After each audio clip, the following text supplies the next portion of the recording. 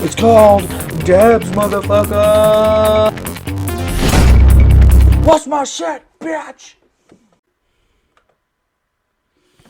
Hey there, YouTube. Ed Beth and Bongs here. Here's the moment we've all been waiting for. President Trump leaves the White House for the last time. Thank God. Good riddance, you fucking cretin. Let's see here.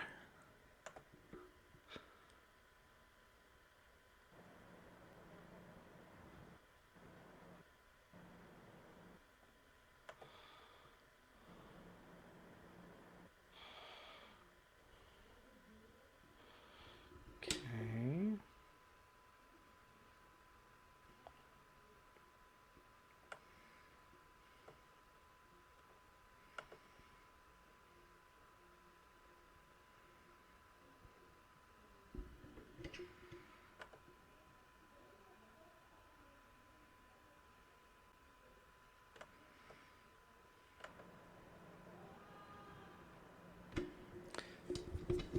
Ah, look at that stupid fucking asshole. Look at him go. The military denied you a farewell.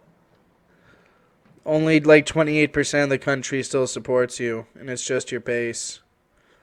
You were a piece of shit the whole time. You did very little that was good. Your wife hates you and is thinking about divorcing you. Your children also hate you, and they're just in it for the money. The Propecia is not working. That thing on your head looks like shit.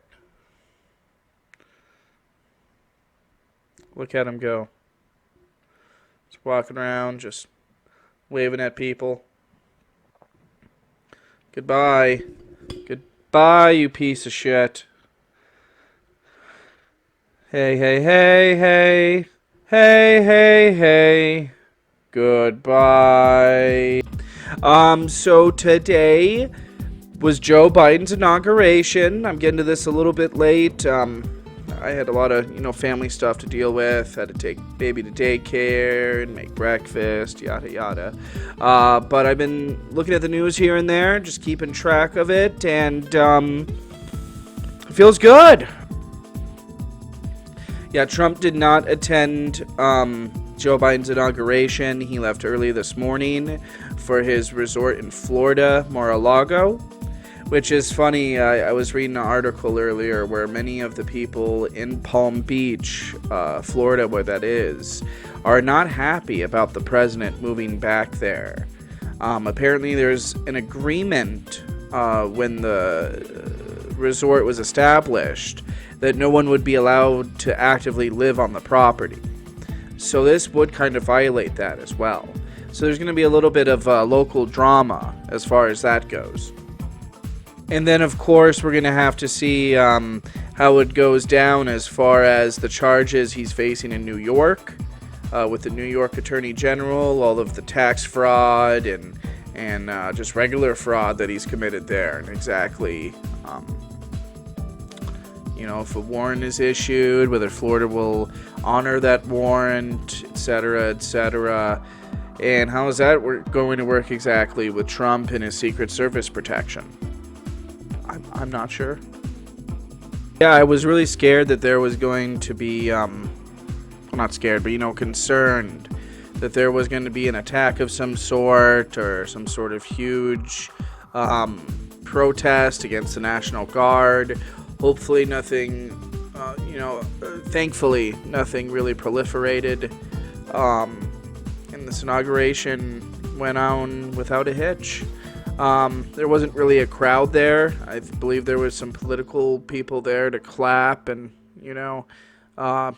make it seem like there was a crowd. But instead of an actual inauguration crowd, they just allowed there to be like an army of American flags to sort of symbolize a crowd.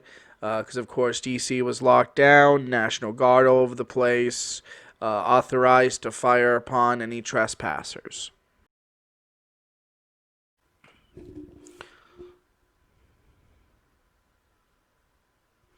And here we are for Biden's inauguration. It is now my great privilege and high honor to be the first person to officially introduce the 46th President of the United States, Joseph R. Biden, Jr. Yeah! Neoliberal! Woo! Moderate Republican! Yay! He'll keep the tax cuts! Yay! He lied about the $2,000 checks. You're only getting $1,400. Vice President Harris. Medicare for all will never happen. Speaker Pelosi, Leader Schumer, Leader McConnell, Vice President Pence, and my distinguished guests, my fellow Americans. This is America's day. This is democracy's day. A day of history and hope, of renewal and resolve. Through a crucible for the ages, America has been tested anew, and America has risen to the challenge.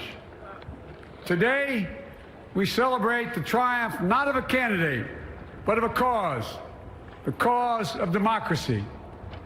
The people, the will of the people has been heard, and the will of the people has been heeded. We've learned again that democracy is precious, democracy is fragile, and at this hour, my friends, democracy has prevailed.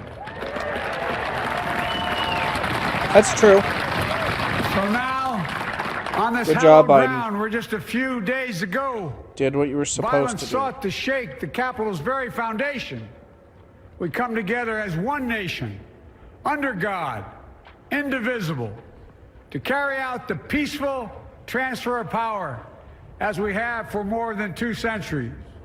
Wasn't that As we peaceful? look ahead in our uniquely American There's some people way, dead. restless, bold, optimistic, and set our sights on the nation we know we can be and we must be. I thank my predecessors of both parties for their presence here today. I thank them from the bottom of my heart. And I know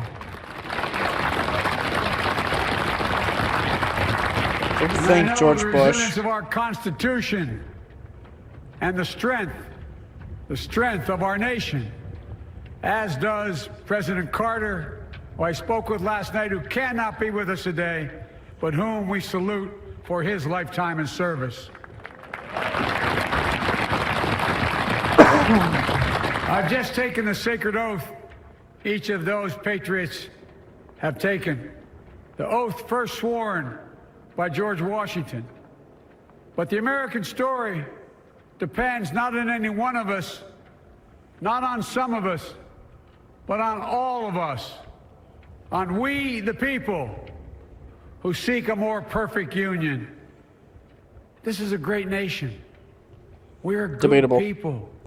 And over the centuries, through storm and strife, in peace and in war, we've come so far, but we still have far to go. We'll press forward with speed and urgency, for we have much to do in this winter of peril and significant possibilities. I hope you Much mean to that, repair, because there is a lot to do. much to restore, much to heal, much to Don't build. you want to be the next and FDR much or to something? gain. That's what I've been hearing about you. Few people in our nation's history have been more challenged or found a time more challenging or difficult than the time we're in now. Once-in-a-century virus that silently stalks the country. It's taken as many lives in 1 year as America lost in all of World War II. Millions of jobs have been lost. Hundreds of thousands of businesses closed. A cry for racial justice, some 400 years in the making, moves us. The dream of justice for all will be deferred no longer. A cry for survival comes from the planet itself. Are you actually A going to do cry something that about can't it, though? be any more desperate or any more clear. And now, a rise of political extremism, white supremacy, domestic terrorism that we must confront and we will defeat. That means you have to arrest and charge people. including your To overcome predecessor, these Donald Trump. challenges, to restore the soul and secure the future of America requires so much more than words. That's It right. requires the most elusive of all things in a democracy: unity. Unity. In another January, on New Year's Day in 1863, Abraham Lincoln signed the Emancipation Proclamation. When he put pen to paper, the president said, and I quote, "If my name ever goes down into history, it'll be for this act, and my whole soul is in it." My whole soul is in it. Today, on this January day, my whole soul is in this, bringing America together, uniting our people, uniting our nation. And I ask every American to join me in this cause.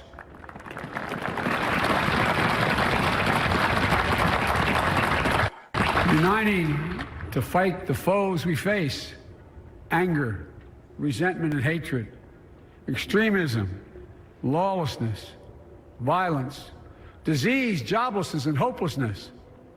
With unity, we can do great things, important things. We can right wrongs. We can put people to work in good jobs. We can teach our children in safe schools. We can overcome the deadly virus. We can reward work and rebuild the middle class and make health care secure for all. We can deliver racial Healthcare justice, and we secure. can make America once again The fuck does that a mean? leading force for good in the world. You know, all those things include raising taxes. I know speaking of unity can sound to some like a foolish fantasy these days. I know the forces that divide us are deep and they are real. But I also know they are not new. Our history has been a constant struggle between the American ideal that we're all are created equal and the harsh, ugly reality that racism, nativism, fear, demonization have long torn us apart. The battle is perennial, and victory is never assured. Through Civil War, the Great Depression, World War, 9/11, He's giving the through speech pretty struggle, well. sacrifice, and setbacks, our They better have him angels hopped up in have some always good prevailed. shit. In each of these moments, enough of us have come together to carry all of us forward. And we can do that now. History, faith, and reason show the way of unity. We can see each other not as adversaries, but as neighbors. We can treat each other with dignity and respect. We can join forces, stop the shouting, and lower the temperature. For without unity, there is no peace, only bitterness and fury. No progress, only exhausting outrage. No nation, only a state of chaos. This is our historic moment of crisis and challenge, and unity is the path forward. And we must meet this moment as the United States of America. If we do that, I guarantee you we will not fail. We have never, ever, ever, ever failed in America. We've acted together. And so today, at this time, in this place, let's start afresh. All of us. Let's begin to listen to one another again. Hear one another. See one another. That would require Show some respect to people one stepping another. out of their bubbles. Politics doesn't have to be a raging fire, destroying everything in its path. Every disagreement doesn't have to be a cause for total war. And we must reject the culture in which facts themselves are manipulated and even manufactured. Fake news. My fellow Not calling that Americans, fake news. He's we talking have to about be fake different news. than this. America has to be better than this. And I believe America is so much better than this. Just look around. I disagree. Here This we is stand America, in the shadow sir. of the Capitol Dome. Welcome As to was it. mentioned earlier, completed amid the Civil War. Not all of America The is Union DC. itself was literally hanging in the balance. Yet we endured. We prevailed. Here we stand, looking out on the great mall where Dr. King spoke of his dream. Here we stand where 108 years ago, at another inaugural, thousands of protesters tried to block brave women marching for the right to vote. And today, we mark the swearing in of the first woman in American history elected to national office, Vice President Kamala Harris. Don't tell me things can't change. Yeah, but it's more than just identity politics. I don't care if she's a woman in black, if she doesn't do anything to help other black women. Gave the last full measure of devotion, rest in eternal peace. And here we stand, just days after a riotous mob thought they could use violence to silence the will of the people, to stop the work of our democracy, to drive us from this sacred ground. It did not happen. It will never happen. Not today, not tomorrow, not ever. Not ever. That's good. That's some strong talk in there. I like that. But we need charges. Our campaign. I'm criminal charges. By the faith you've placed in us. To all those who did not support us, let me say this. Hear me out as we move forward. Take a measure of me and my heart. And if you still disagree, so be it. That's democracy. That's America. The right to dissent peaceably within the guardrails of our republic is perhaps this nation's greatest strength. Yet hear me clearly. Disagreement must not lead to disunion. And I pledge this to you. I will be a president for all Americans. All Americans. Empty platitudes. Empty platitudes. And I promise you, I will fight as hard. It'll win them support among the mainstream. As for those who did.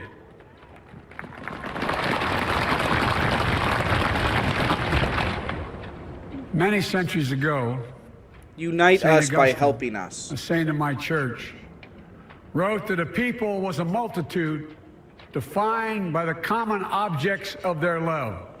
Defined by the common objects of their love. What are the common objects we as Americans love that define us as Americans? I think we know.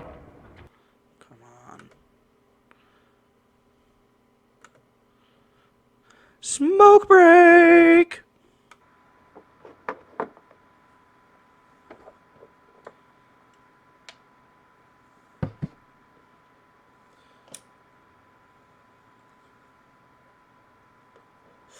To the apricot game killer. So far, his speech is pretty good. I mean, it's very Obama-like in a way. A lot of platitudes. A lot of, why can't everybody just get along? You know, that sort of thing. It sounds nice. It's flowery. It's a nice flowery speech. I'm not sure how based in reality a lot of it is, but I think with a lot of politicians and the wealthy, they're very disconnected from the rest of us. They don't see what we see on an everyday basis. Those riotous mobs are 28% of the fucking country. And that is just an unfortunate fact of life right there.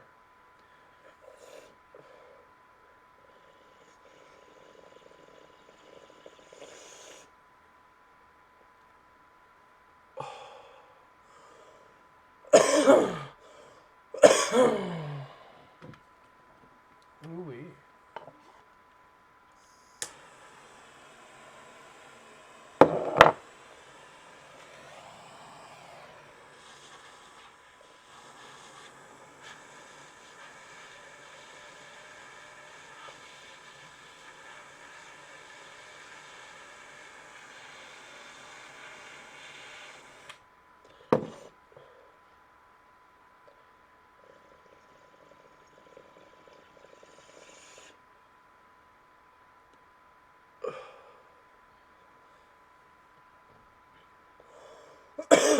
Let's get back.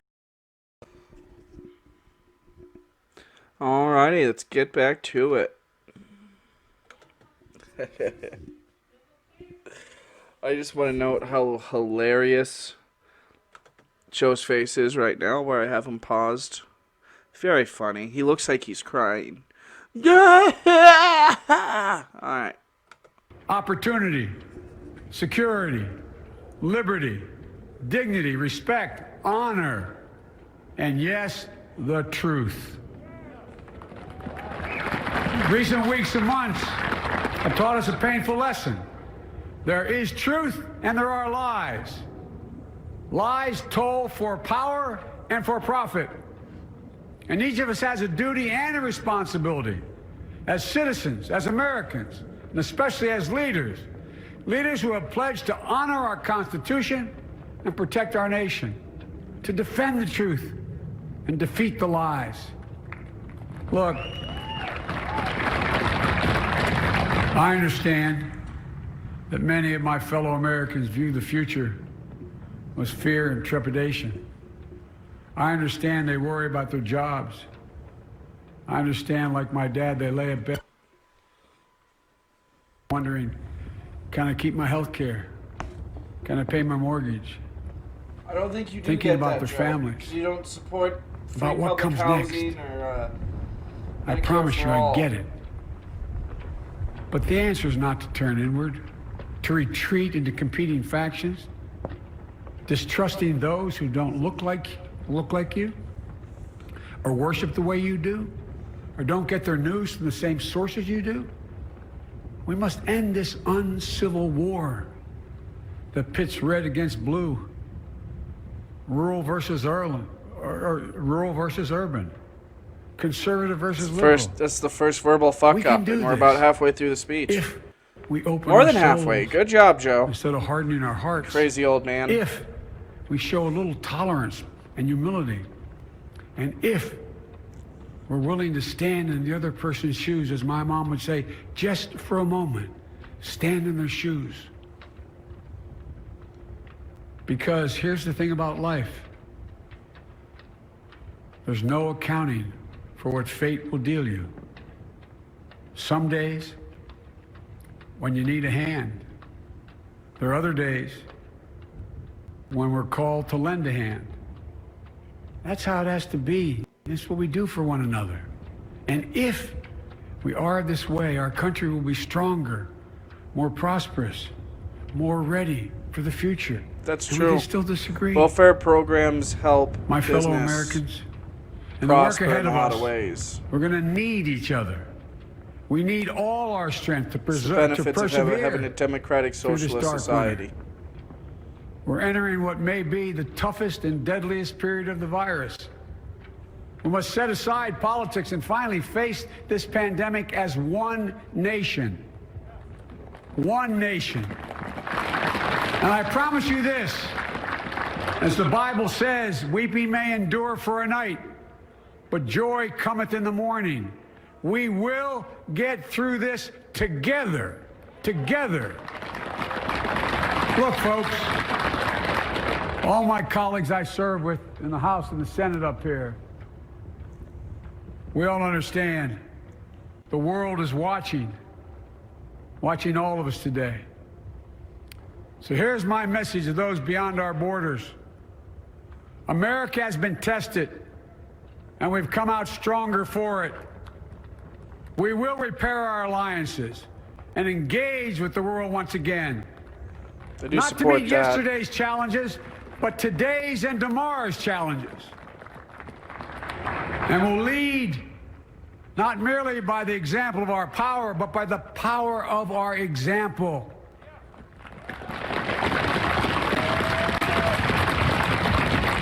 We'll be a strong and trusted partner for peace, progress, and security. Look, you all know we've been through so much in this nation. And in my first act as president, I'd like to ask you to join me in a moment of silent prayer. Remember all those who we lost in this past year to the pandemic. Those 400,000 fellow Americans, moms, dads, husbands, wives, sons, daughters, friends, neighbors, and co-workers. We'll honor them for becoming the people and the nation we know we can and should be. So I ask you, let's say a silent prayer for those who've lost their lives and those left behind, and for our country.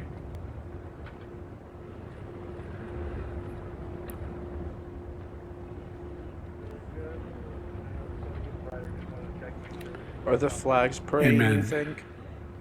Folks, this is a time of testing. We face an attack on our democracy and on truth, a raging virus, growing inequity, the sting of systemic racism, a climate in crisis, America's role in the world. Any one of these would be enough to challenge us in profound ways. But the fact is, we face them all at once, presenting this nation with one of the gravest responsibilities we've had. Now we're going to be tested. Are we going to step up, all of us? It's time for boldness, for there is so much to do. And this is certain. I promise you, we will be judged, you and I, by how we resolve these cascading crises of our era. We will rise to the occasion is the question. Will we master this rare and difficult hour? Will we meet our obligations and pass along a new and better world to our children? I believe we must. I'm sure you do as well. I believe we will. And when we do, we'll write the next great chapter in the history of the United States of America, the American story. A story that might sound something like a song that means a lot to me. It's called American Anthem. There's one verse that stands out, at least for me, and it goes like this. The work and prayers of century have brought us to this day. What shall be our legacy? What will our children say?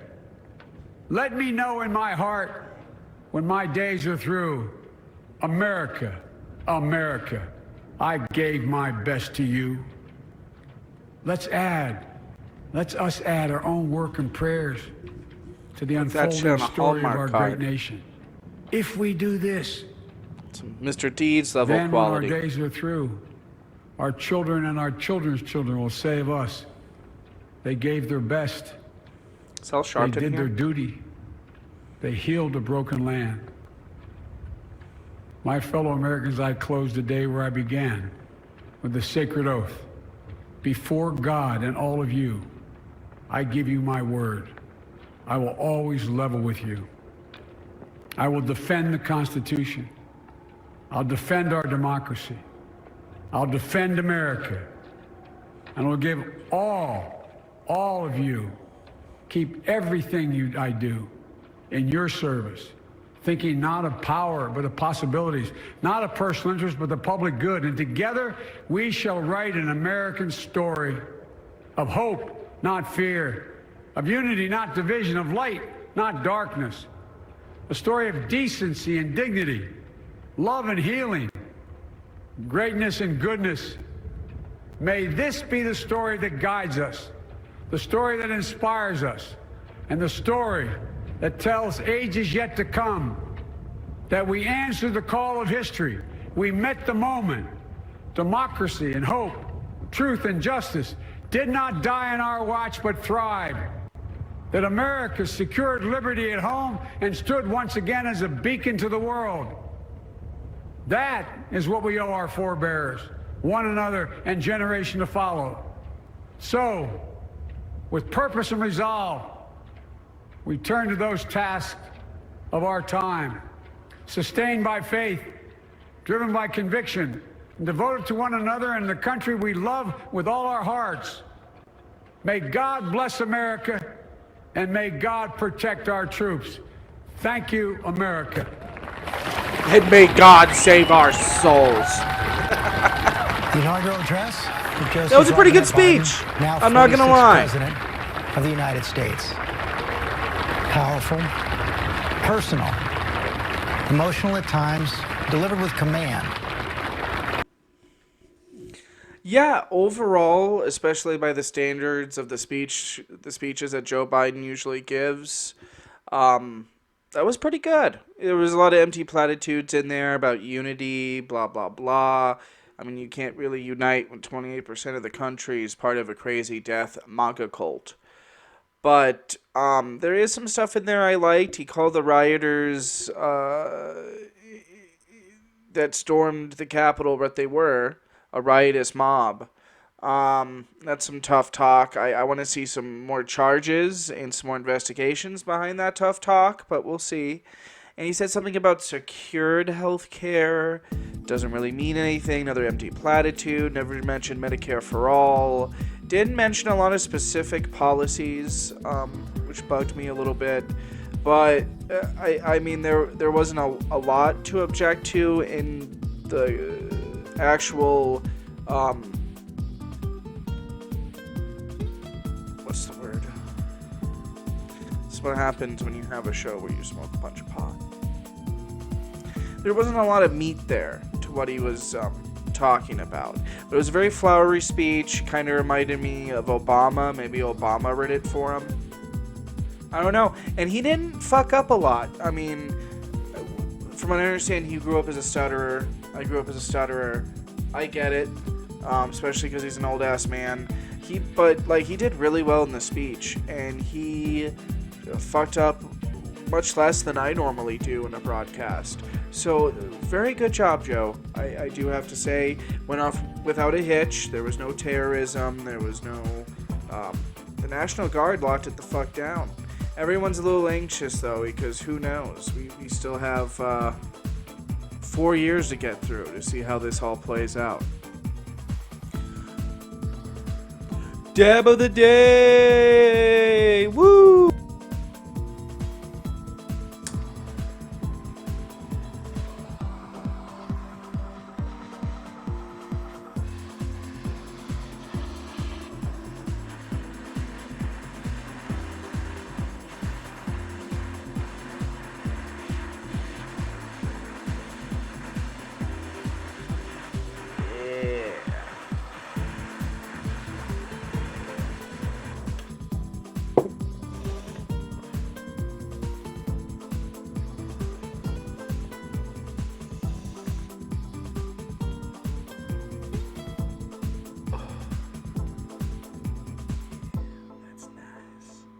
Some of that Dolly cookie.